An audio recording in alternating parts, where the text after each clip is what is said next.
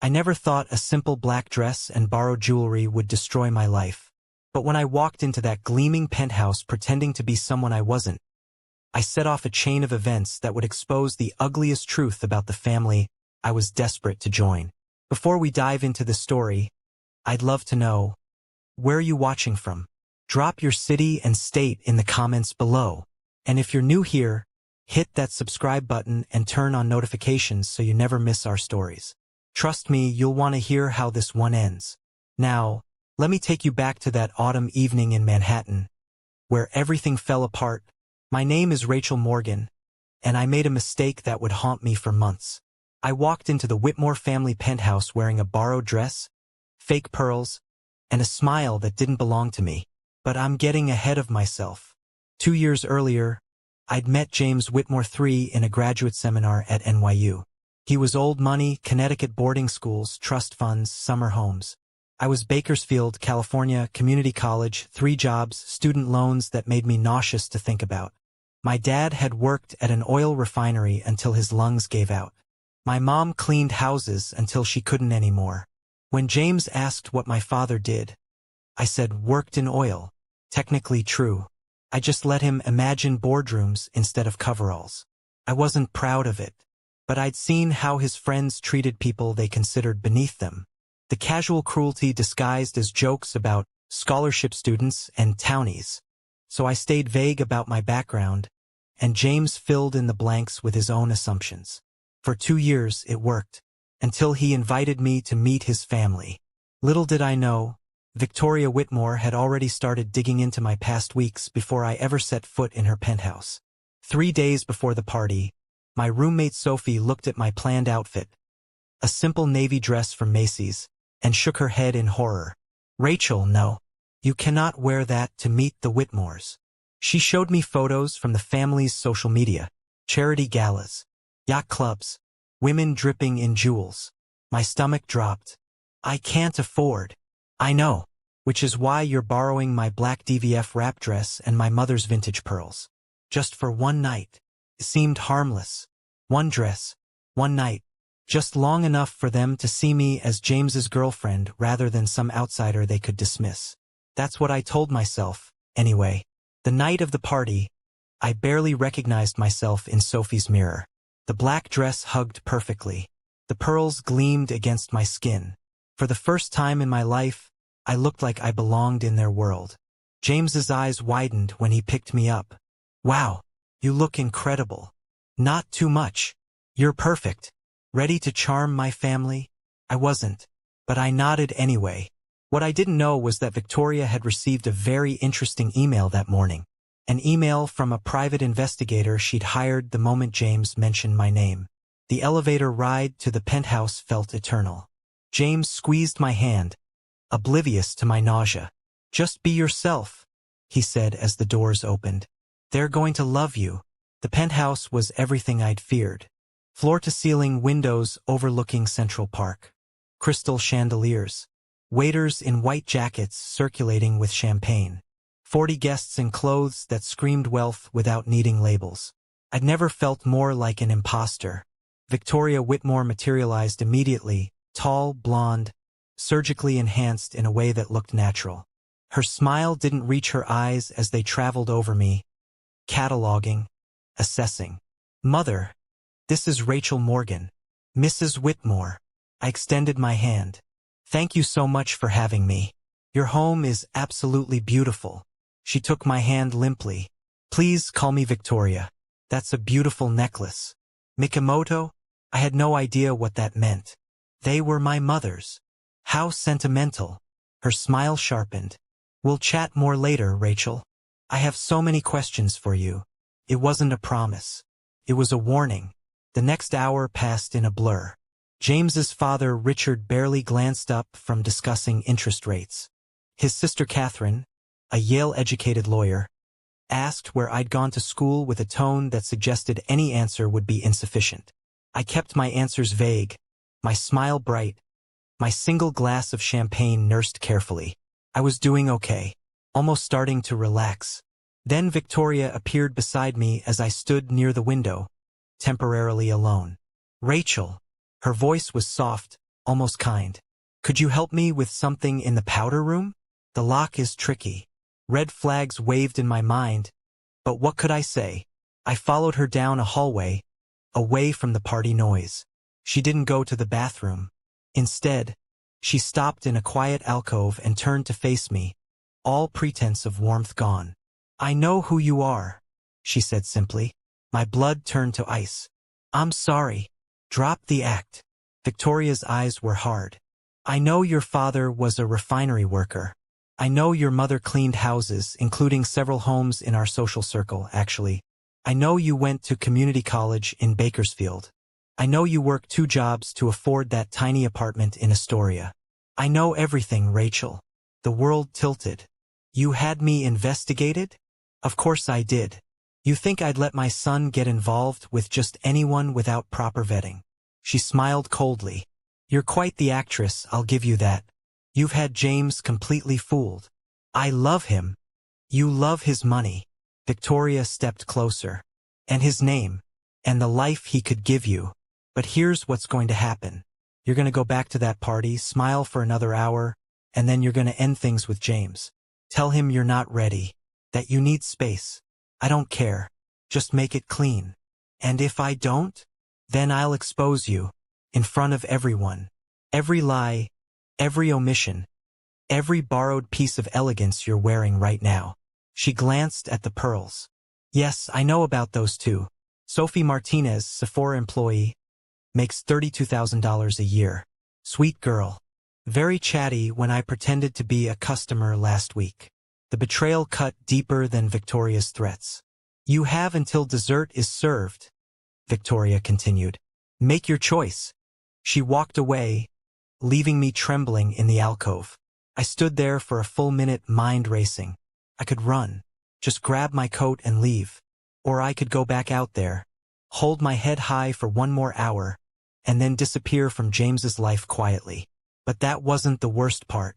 What I didn't know, what I couldn't have known, was that Victoria had already decided my answer for me. She had no intention of letting me end things quietly. She wanted blood. I returned to the party on shaky legs. James found me immediately. Where did you disappear to? Are you okay? I'm fine. The lie tasted bitter. Just needed a moment. Come on. Mom wants everyone in the living room. Some kind of toast. My stomach dropped. Dessert wasn't for another hour. This wasn't the deal. Victoria stood beside the piano. Champagne glass raised. Smile radiant. Everyone, could I have your attention, please? What happened next changed everything. I want to thank you all for coming tonight to meet James's new girlfriend, Rachel. She's been so mysterious. We've all been dying to know more about her. Haven't we, Rachel? 40 faces turned toward me. I felt James stiffen beside me. In fact, I've learned so many fascinating things about you today. Your background is quite colorful. Victoria's smile widened. Why don't you tell everyone where you're from? What your parents did? Don't be modest. The room was silent. James looked confused. Mother, what are you? I'm just trying to get to know her, darling. After all, you've been so vague about her family. She turned that predatory gaze on me. Go ahead, Rachel. Tell us about growing up in California. I could see it then. The trap. She wanted me to either lie in front of everyone or expose myself. Either way, I'd be humiliated. My parents are dead, I said quietly. Yes, very sad. But what did they do? Before they passed. Every eye in the room was on me. I saw Catherine smirking. Richard watching with cold interest. James's hand found mine, squeezing. But even his touch felt uncertain. My father worked at an oil refinery, I said, lifting my chin. My mother cleaned houses. The ripple of shock was almost audible. Someone gasped. I heard whispers starting. And that dress you're wearing? Victoria pressed. The pearls. Borrowed. My voice was steady even as my hands shook. I borrowed them because I knew I'd be judged if I didn't look the part. How industrious. Victoria's voice dripped with disdain. So you've been lying to my son for 2 years? Playing dress-up? Pretending to be someone you're not? Mother! James stepped forward. That's enough. It's okay, I said, surprising myself. She's right.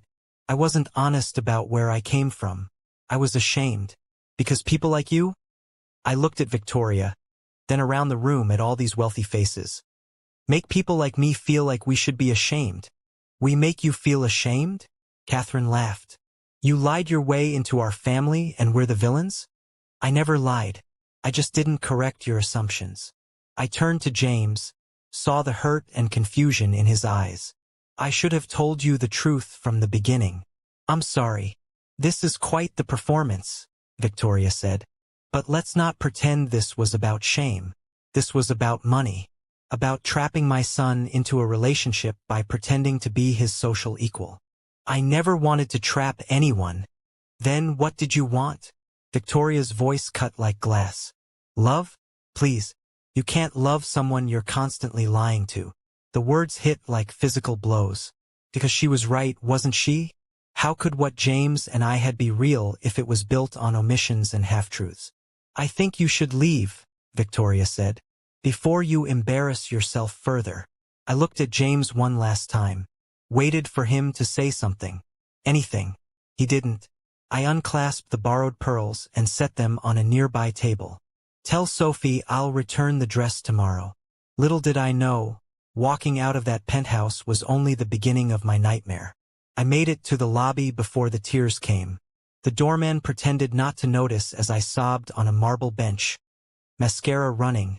My borrowed elegance dissolving. My phone buzzed. James, I need time to process this. Not, I love you. Not, we'll figure this out. Just time. I turned off my phone and went home to Sophie, who took one look at me and knew. They found out. Worse. Your boss, Victoria, came to your store. Pretended to be a customer. Got you talking about the dress and pearls. Sophie's face went pale. Rachel, I'm so sorry. She seemed so nice, asking about my taste in fashion. I had no idea. It's not your fault. I sank onto our worn couch. She had me investigated. Probably knew everything before tonight. She just wanted to humiliate me publicly. That evil witch. But the horror was just beginning.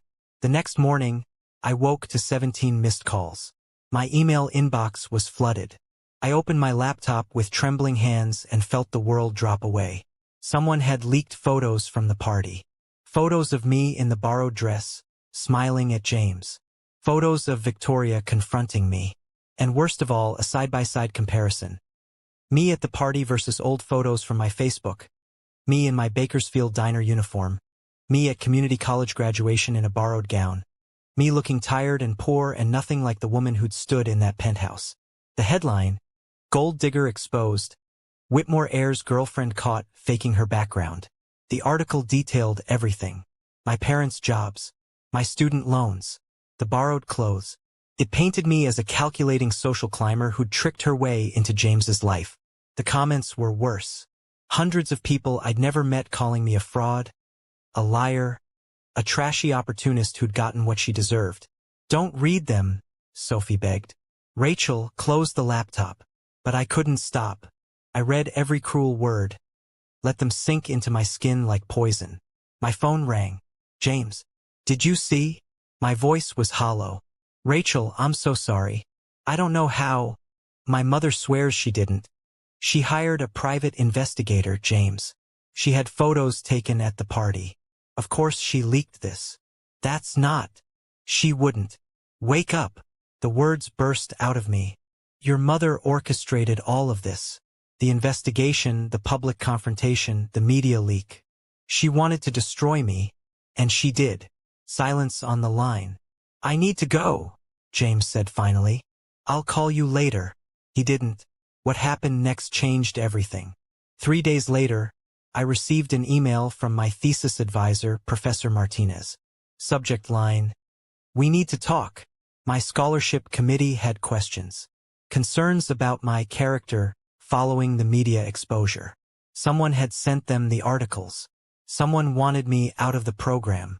This is insane, Professor Martinez said when I met her in her office. Your academic record is impeccable. Your personal life is irrelevant.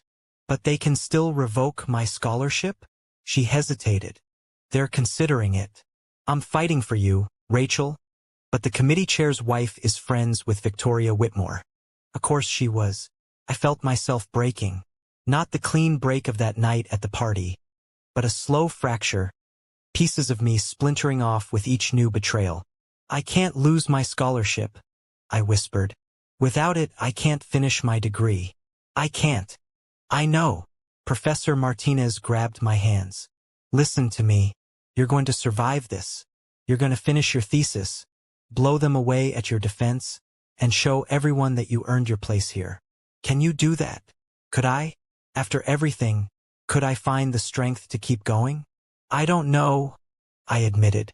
Then I'll know for you, until you can believe it yourself. The next 2 weeks were the darkest of my life. I stopped going to classes, stopped answering calls from everyone except Sophie and Professor Martinez. The media frenzy had died down, but the damage was done.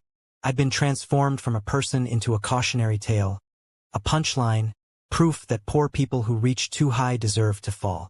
James sent texts that I didn't answer, apologizing, explaining, asking to meet. Finally, Sophie grabbed my phone. Enough. You need to get out of this apartment. You need to shower, eat something besides ramen, and face the world. Because hiding is letting them win. They already won. No, they humiliated you. There's a difference. She pulled me off the couch. Now get up. We're going to campus. You're going to walk into that library with your head held high, and you're going to work on your thesis like the brilliant woman you are. But that wasn't the worst part. When I finally checked my email that evening, there was a message from an unknown address. Subject line, "You should see this." The attachment was a document. Legal papers. A lawsuit.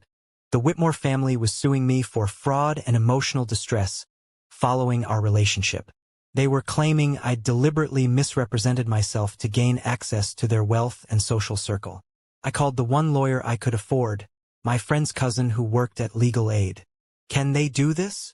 I asked, voice shaking. "They can file it," he said. "Whether it'll hold up in court is another question. But Rachel, even if you win, the legal fees will bury you." That's probably the point. Victoria wasn't just trying to ruin my reputation. She was trying to bankrupt me, drive me out of New York, erase me completely. And she was succeeding. That night, I sat in my dark apartment and thought about giving up, going back to California, forgetting my degree, my thesis, everything I'd worked for. Then my phone rang. "James, don't hang up," he said quickly. "Please. I know you have no reason to listen to me, but I found something. Something about my mother you need to know." Against my better judgment, I stayed on the line. "She's broke," James said. "Well, not broke, but close. The family business is failing. Some bad investments, some legal issues. My trust fund is nearly empty. That's why she was so desperate to get rid of you. She needs me to marry someone with money. Someone whose family can save ours." The pieces clicked into place. Victoria's excessive cruelty. Her desperation to expose me. It wasn't just snobbery, it was survival. "Catherine told me," James continued. "She's furious with Mother for how she handled things. Apparently there's a lawsuit from one of Dad's business partners that could destroy what's left of the family fortune. Mother was planning to announce my engagement to Patricia Ashford's daughter next month. Already had it arranged. An arranged marriage? Essentially. Patricia's family has money. My mother was counting on that alliance." He paused. "I'm telling you this because you deserve to know the truth. And because I need you to understand, I had no idea about any of it. The investigation, the media leak, this lawsuit she's filed against you. I didn't know. But you didn't stop her either." "No." His voice broke. "I didn't. I was a coward, Rachel. When she exposed you at that party, I should have defended you immediately. When the articles came out, I should have spoken to the press, set the record straight. I didn't because I was embarrassed and confused and ashamed of me." Silence. "Yes," he finally admitted.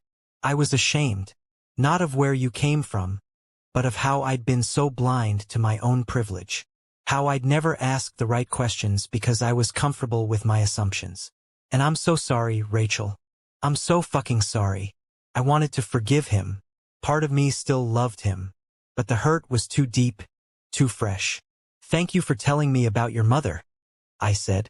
But I need you to do something else. Talk to your family lawyers. Get them to drop this lawsuit. I can't afford to fight it, and you know it. If you ever loved me, if you have any decency left, make this stop. I will. I promise. And James? Don't call me again. I hung up before he could respond. Little did I know, something darker was happening behind the scenes. 2 days later, I received a visitor at my apartment. Catherine Whitmore, looking polished and professional in a navy suit. I'm not here to cause trouble, she said when I answered the door. Can we talk? Warily, I let her in. My mother is unhinged, Catherine said without preamble. What she did to you was cruel and illegal. The investigation, the media leak. I have proof she orchestrated all of it. She pulled out a folder. Inside were emails between Victoria and the private investigator, text messages to a journalist friend, even a payment receipt for the photographer at the party. Why are you showing me this? Because you can sue her. For invasion of privacy, defamation, maybe more. I've already spoken to some lawyers. Good ones, who'll work pro bono because this case is so egregious. Catherine met my eyes. My mother needs to face consequences. And I need my brother to wake up and see what kind of family he's been enabling. You'd testify against your own mother? In a heartbeat. She's not just destroying you, Rachel. She's destroying all of us. Our family business is failing because of her poor decisions. But she's too proud to admit it. Instead, she's trying to arrange James's life like he's a chess piece. Catherine stood. You have a choice. You can let her bury you or you can fight back. I know which option I'm hoping you'll choose. She left the folder and walked out. I sat there for a long time, staring at the evidence of Victoria's cruelty. The petty vindictiveness of paying someone to photograph my humiliation. The calculated planning of the media leak. This is where everything changed for me. I thought about my mother, scrubbing rich people's toilets until her hands bled. My father, coughing up black dust from his lungs because the refinery didn't provide proper safety equipment. They'd never had the luxury of fighting back against people with power. But I did. Catherine had just handed me a weapon. I picked up my phone and called the lawyer. I want to sue Victoria Whitmore for everything she's done. And I want to win. The next few weeks were a blur of depositions, legal strategy, and preparing my thesis defense. Professor Martinez had successfully fought the scholarship committee. My funding was secure, at least for now. But the real fight was just beginning. Victoria's lawyers tried every tactic to intimidate me into dropping the suit. Threatening letters. Attempts to depose everyone I'd ever known. But Catherine's evidence was ironclad, and my legal team was fierce. The media caught wind of it. Suddenly, the narrative shifted. I wasn't just the gold digger anymore. I was the victim of a wealthy family's cruel manipulation. Think pieces appeared about class warfare and the cruelty of the ultra-rich. My inbox filled with messages of support from other people who'd been judged for their backgrounds. It was overwhelming and validating and terrifying all at once. James tried to see me multiple times. I refused. I was done letting him hover in the gray area between his family and me. He needed to choose, and until he did, I had nothing to say to him. Then came my thesis defense. I'd worked myself to exhaustion, channeling all my rage and hurt into my research on economic mobility and education policy. My thesis explored how class discrimination created systemic barriers to success, using data and case studies to build an airtight argument. And maybe, just maybe, channeling my own story into academic rigor. The defense room was packed. Professor Martinez sat in the front row, beaming with pride. Sophie was there, recording on her phone. And in the back, partially hidden, James. I almost faltered when I saw him. But then I looked at my advisor, at Sophie, at the committee members waiting to hear what I had to say. I began to speak. For 45 minutes, I presented my research with a clarity and passion I didn't know I possessed. I answered every question the committee threw at me. I defended my methodology, explained my conclusions, and connected the data to real-world implications. When it was over, the room erupted in applause. "Dr. Morgan," the committee chair said, smiling, "congratulations. That was one of the finest defenses we've seen in years." "Dr. Morgan, I'd earned it, truly earned it." What happened next I never saw coming. As people congratulated me, James approached. He looked different, thinner, tired, but somehow more real than I'd ever seen him. "Can we talk, please?" 5 minutes. Against my better judgment, I agreed. We stepped into an empty classroom. "I left," James said immediately. "The family, the business, all of it. I told my mother I wouldn't be part of her schemes anymore, and I moved out. I got a job at a nonprofit downtown. It doesn't pay much, but it's honest work. I'm done with the Whitmore empire." I studied his face, looking for signs of performance. But all I saw was exhaustion and something that looked like relief. "Why?" "Because Catherine showed me the evidence. What Mother did to you, the investigation, the photographer, the media leak. I couldn't believe it at first. Didn't want to believe my own mother could be that cruel." He ran a hand through his hair. "But she is. And I've been complicit by standing by and letting her control my life. That ends now. James, I'm not asking you to take me back. I know I don't deserve that.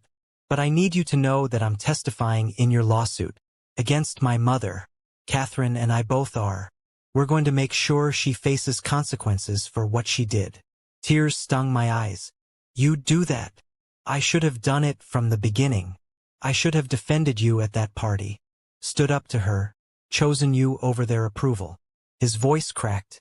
"I was weak, Rachel. But I'm trying to be better. To be the man you deserved all along. But that wasn't what broke me." "I visited your mother's grave," James said quietly. "The one in Bakersfield. I drove out there last week.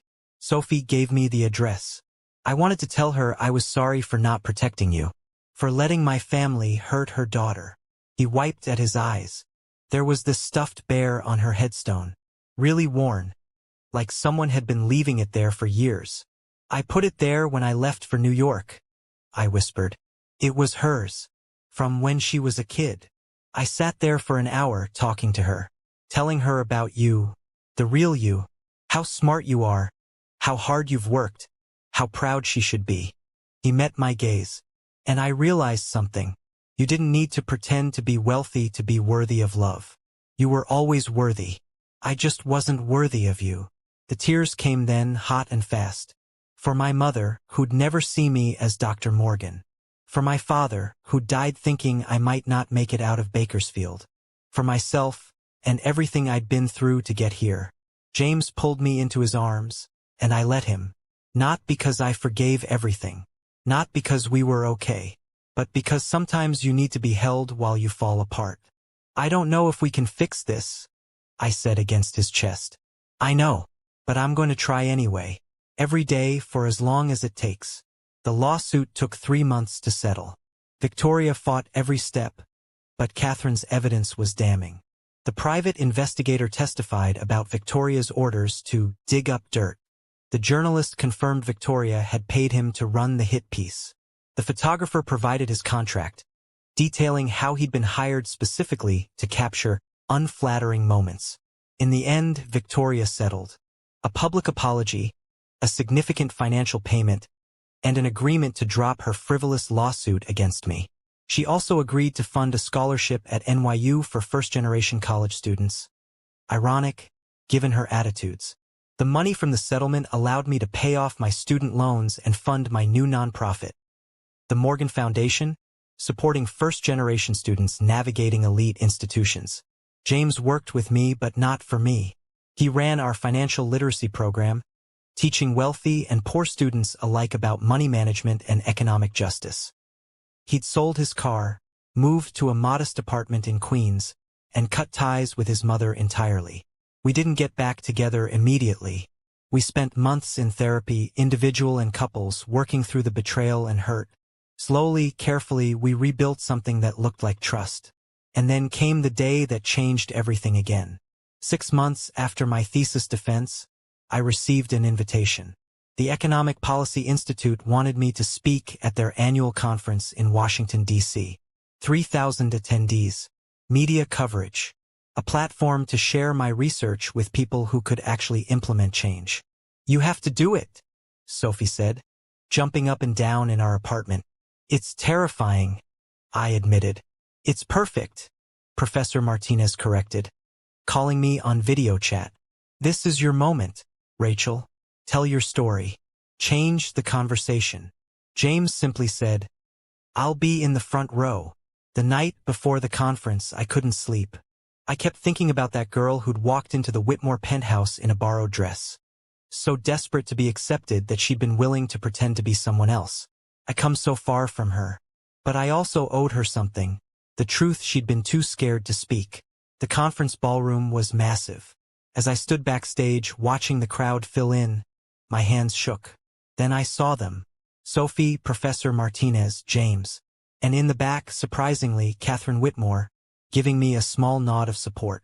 I walked onto that stage as Dr. Rachel Morgan, wearing a dress I'd bought myself with scholarship money, and I told the truth. I told them about being poor, about my parents, about the borrowed dress and the cruel exposure, about class warfare disguised as social standards, about the systemic barriers that keep talented, hardworking people trapped in poverty. And I told them we could do better. The speech went viral. Within days, I was being interviewed on major news networks. Universities were inviting me to speak. My nonprofit was flooded with donations and applications. Victoria Whitmore called it theatrics in a statement to the press. But her voice didn't matter anymore. Mine did. But just when Rachel thought the nightmare was over, another letter arrived. 1 year after everything fell apart and somehow came back together. I was working in my office at the Morgan Foundation when our receptionist buzzed me. Dr. Morgan? There's a Victoria Whitmore here to see you. She doesn't have an appointment, but she says it's urgent. My blood ran cold. Tell her. It's okay, James said, appearing in my doorway. He'd heard.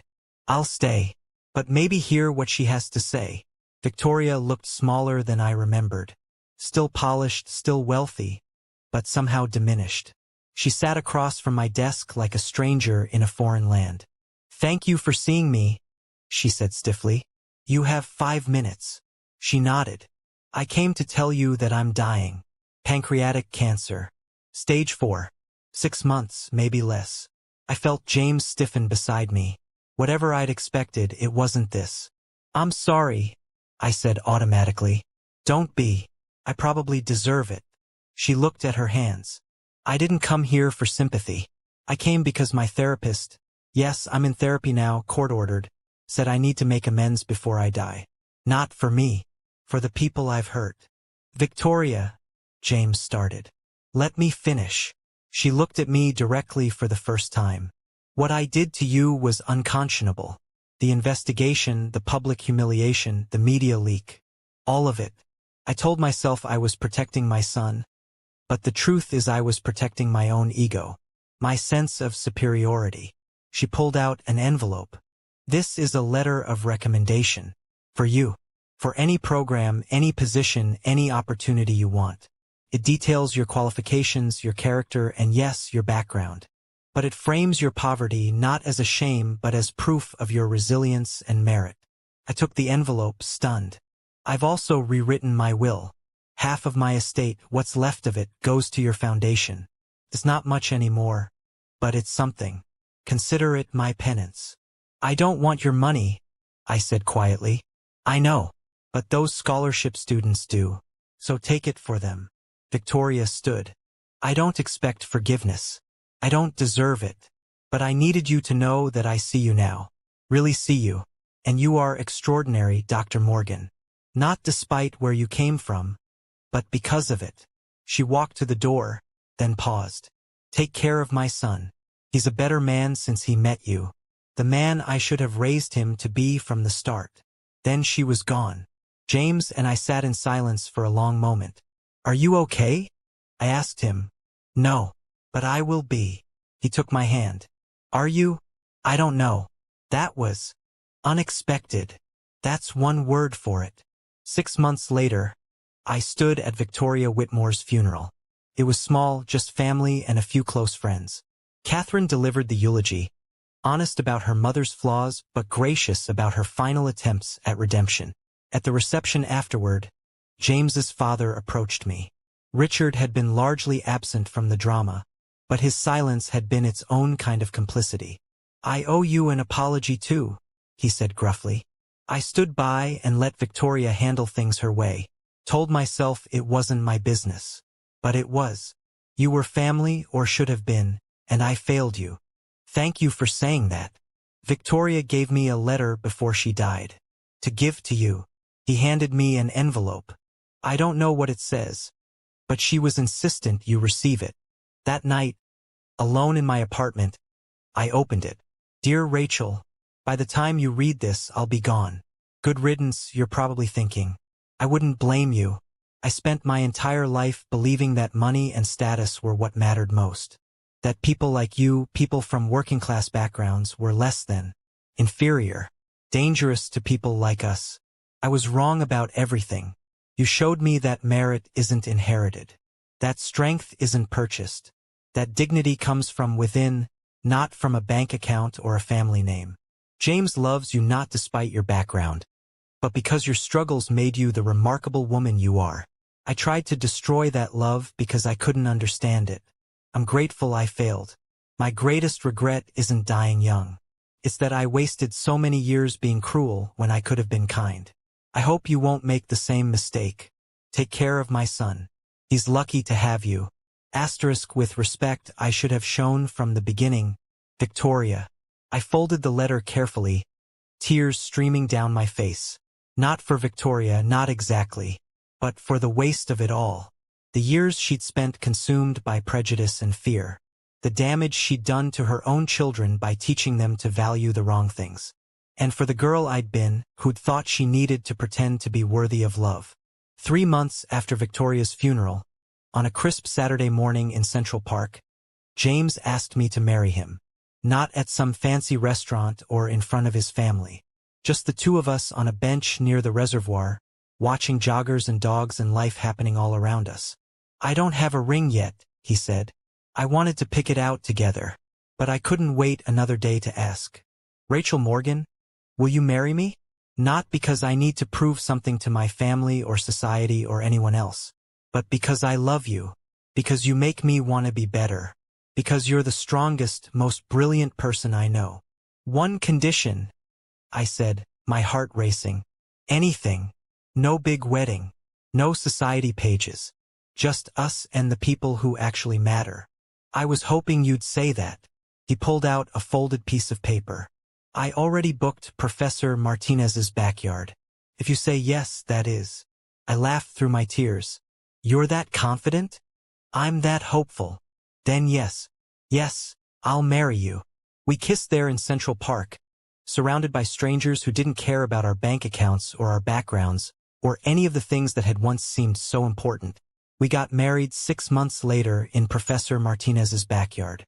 Sophie was my maid of honor, wearing a bright yellow dress that cost $30 and looked perfect.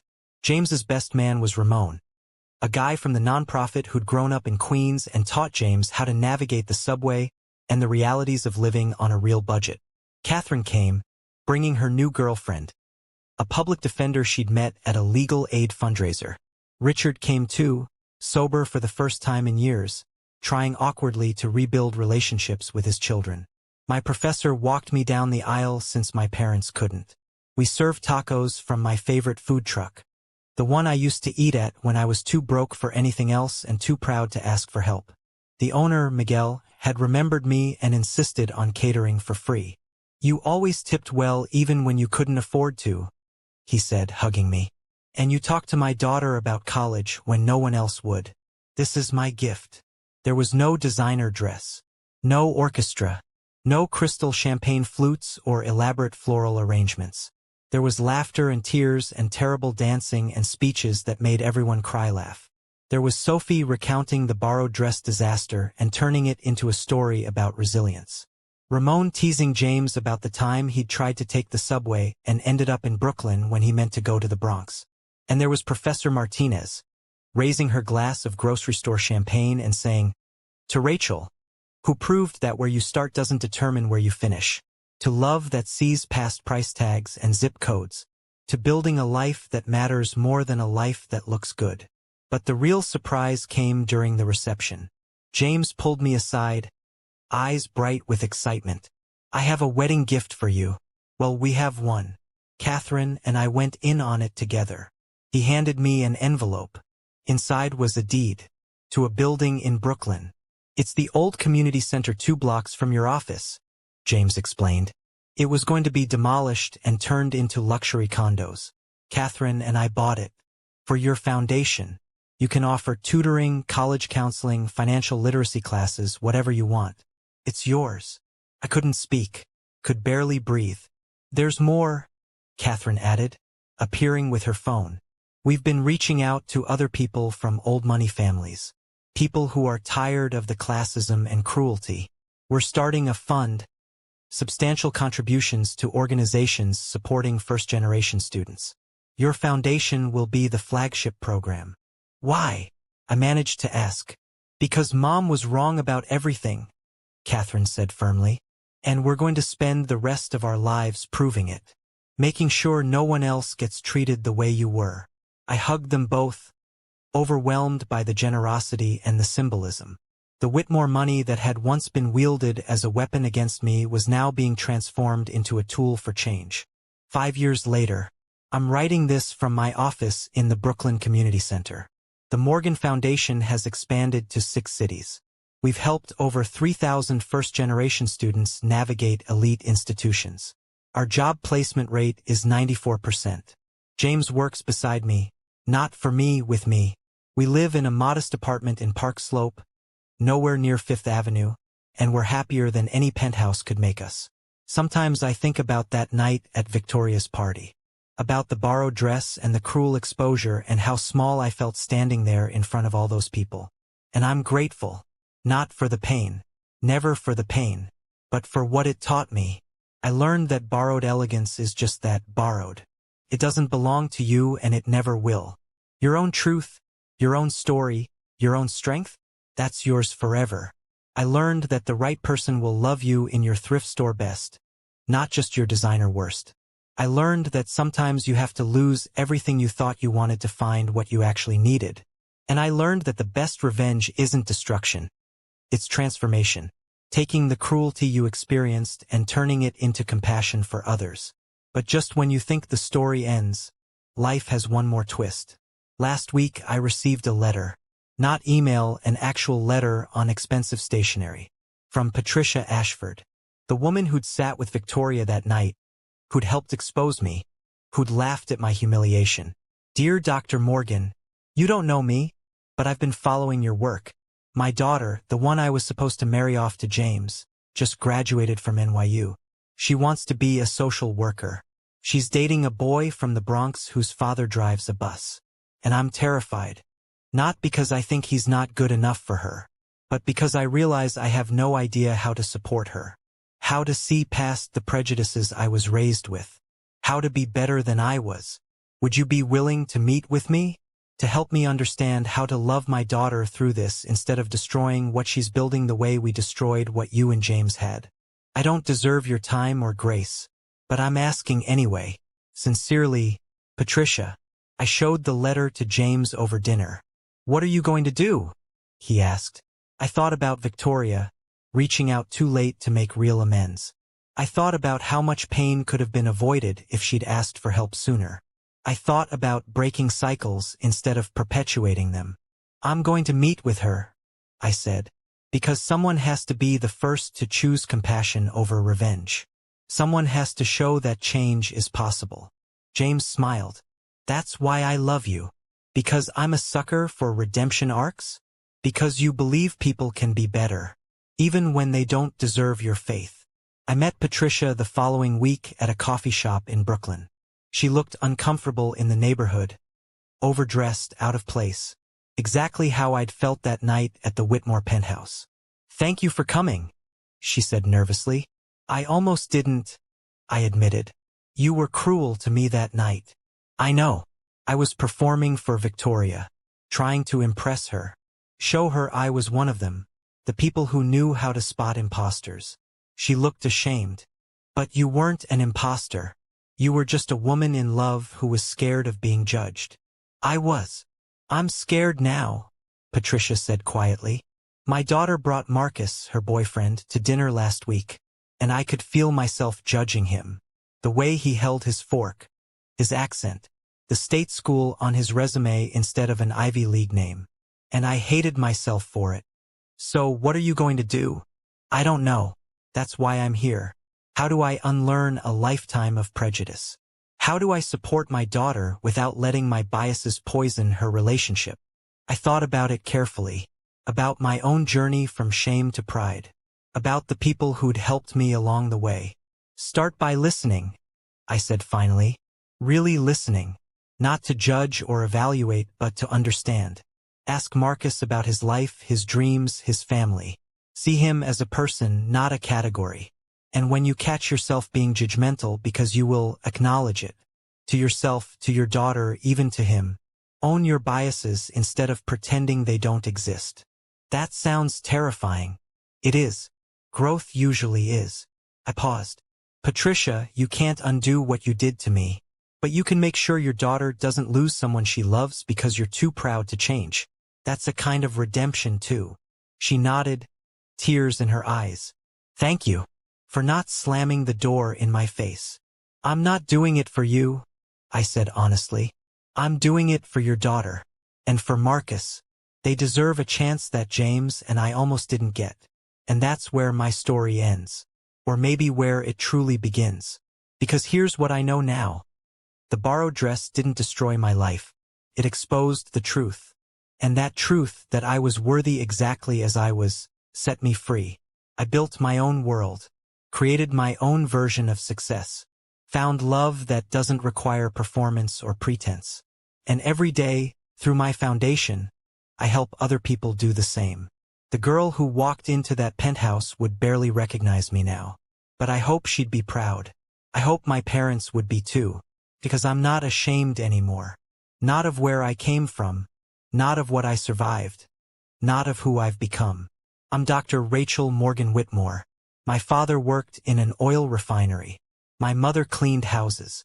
I borrowed a dress because I was afraid. And I'm proud of every single part of that story. Because it's mine. And no one can take it from me ever again. If this story resonated with you, please give it a thumbs up and share your thoughts in the comments. Have you ever felt like you had to pretend to be someone you weren't to be accepted? How did you find your way back to yourself? Drop your story below. I read every comment, and your words might help someone else who's struggling right now. And here's my question for you. If you were in Rachel's shoes, would you have sued Victoria? Or would you have walked away and tried to move on? There's no right answer. I genuinely want to know what you would do. Don't forget to subscribe and hit that notification bell so you never miss our stories.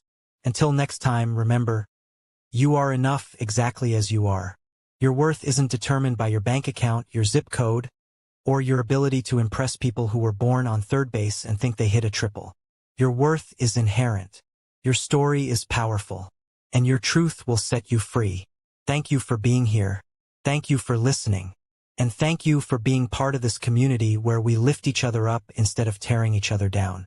See you in the next video.